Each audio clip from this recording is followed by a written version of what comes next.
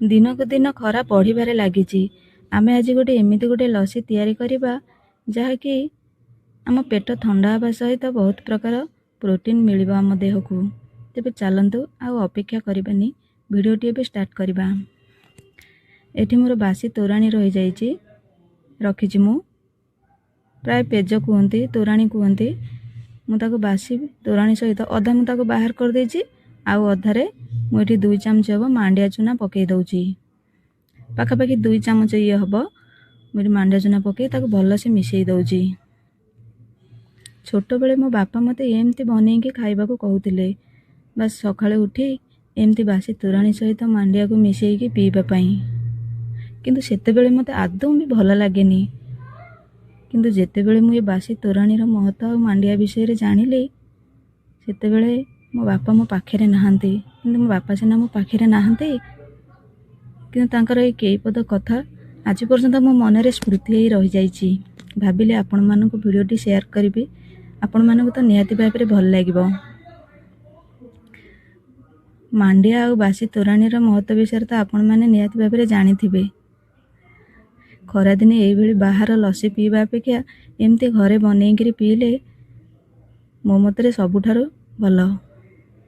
ମାଣ୍ଡିଆଟା ମୋର ପାଖାପାଖି ହେଇଗଲାଣି, ଫୁଟିବା ଆରମ୍ଭ କରିସାରିଲାଣି, ସିଝି ବି ଗଲାଣି। ଆମକୁ ତ ଲସି ବନେଇବାର ଅଛି, ପତଳା ହେଲେ ବି ଚଳିବ। ଗ୍ୟାସ୍ ମୁଁ ବନ୍ଦ କରିଦେଇ ତାକୁ ଥଣ୍ଡା ହେବା ପାଇଁ ମୁଁ ଛାଡ଼ି ଦେଉଛି। ତା ସହିତ ଆକୁ ଟିକେ ଚଟପଟା ଟେଷ୍ଟ ଆଣିବା ପାଇଁ ଆମେ କିଛି ଜିନିଷ ରେଡ଼ି କରିବା। ମନେ ରଖିଥିବେ, ସବୁବେଳେ ବାସି ପେଜରେ ହିଁ ବନେଇବେ। ପେଜଟା ହିଁ ଆମ ଦେହ ପାଇଁ ବହୁତ ପ୍ରକାର ଭିଟାମିନ୍, ତା ସହିତ ପୁଣି ମାଣ୍ଡିଆ ପଡ଼ୁଛି। ଏଠି ମୋର ଛୋଟ ଖଣ୍ଡେ ଆମ୍ବ କଷିଆ ଅଦା ଅଛି, ବଢ଼ିଆ ବାସ୍ନା ହେବ। ମୁଁ ତାକୁ ଟିକେ ଏମିତି ଗ୍ରେଟ୍ କରିଦେଉଛି। ତା ସହିତ କିଛି ଧନିଆ ଆଉ ପୁଦିନାର ପତ୍ର।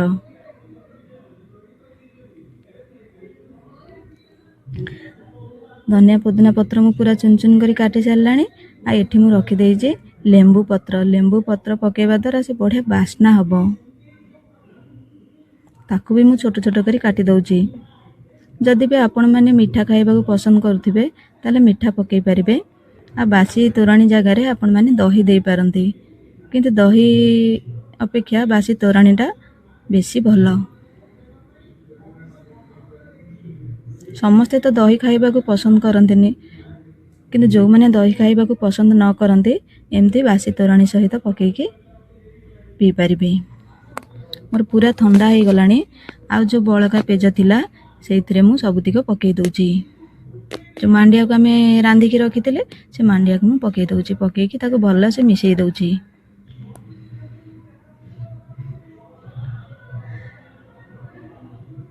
ଭଲସେ ମିଶି ଗଲାଣି। ତାପରେ ଆମେ ବାକି ଯେଉଁ ଜିନିଷ ରଖିଥିଲେ, ଆମ୍ବ କଷିଆ ଅଦା, କାଗଜି ପତ୍ର, ସବୁକୁ ମୁଁ ମିଶାଇ ଦେଉଛି। ଯାହା ବି ମୁଁ ସବୁ ରେଡ଼ି କରି ରଖିଥିଲି ସବୁ ଆ ସହିତ ପକାଇ ଦେଉଛି। ସ୍ୱାଦ ଅନୁସାରେ ମୁଁ ମାଣ୍ଡିଆରେ ଲୁଣ ପକାଇଥିଲି, ବାକି ଆମର ଯେଉଁ ପେଜଟା ଥିଲା ତାକୁ ଅନେଇକି ମୁଁ ପକାଉଛି ଲୁଣ। ଆମ୍ବ କଷିଆ ଅଦା, ଧନିଆ ପୁଦିନାର ପତ୍ର, ଲେମ୍ବୁ ପତ୍ର ସବୁ ପକାଇ ଦେଲେ ତାର ବଢ଼ିଆ ବାସ୍ନା, ତାର ସ୍ୱାଦ 2 ଗୁଣ ହେଇଯିବ। ଏସବୁ ତ ଆମ ଦେହ ପାଇଁ ବହୁତ ଉପକାରୀ ଜିନିଷ। ଭିଡ଼ିଓଟି ତ ଆପଣଙ୍କୁ ନିଶ୍ଚିନ୍ତ ଭାବରେ ଭଲ ଲାଗିଥିବ। ଆଉ ବାକି ମୋର ଛୋଟବେଳର ଗୋଟେ ସ୍ମୃତି ଆପଣଙ୍କୁ ମୁଁ ସେୟାର କରିଛି। ଏମିତି ପ୍ରତ୍ୟେକ ମଣିଷ ମନରେ କିଛି ନା କିଛି ଗୋଟେ ସ୍ମୃତି ରହିଯାଇଥାଏ।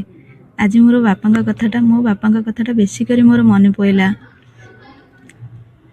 କହୁ କହୁ କହିଦେଲି। ଆଉ ମୋ ଭିଡ଼ିଓଟି ଆପଣଙ୍କୁ ଯଦି ଭଲ ଲାଗିଥାଏ ଛୋଟ ଲାଇକ୍ଟିଏ କରିବେ। ନୂଆ ଥିଲେ ମୋ ଚ୍ୟାନେଲକୁ ସବସ୍କ୍ରାଇବ୍ କରିବେ। ମୋ ମତରେ ବାହାର ଲସି ଅପେକ୍ଷା ଏମିତି ଘରେ ବନେଇକି ପିଇପାରିବେ। ପିଅନ୍ତୁ, ହେଲ୍ଦି ରୁହନ୍ତୁ। ଭିଡ଼ିଓଟି ବହୁତ ମାତ୍ରାରେ ଆପଣମାନେ ଆପଣଙ୍କ ସମ୍ପର୍କୀୟମାନଙ୍କୁ ସେୟାର କରନ୍ତୁ, ଯାହାକି ଏମିତିକା ଲସି ବନେଇକିରି ଘରେ ପିଅନ୍ତୁ। ଖରାଦିନ ଆସିଲାଣି, ପେଟ ଥଣ୍ଡା ହେବା ସହିତ ଆମକୁ ବହୁତ ପ୍ରକାର ପ୍ରୋଟିନ୍ ମିଳିବ। ରହୁଛି, ନମସ୍କାର।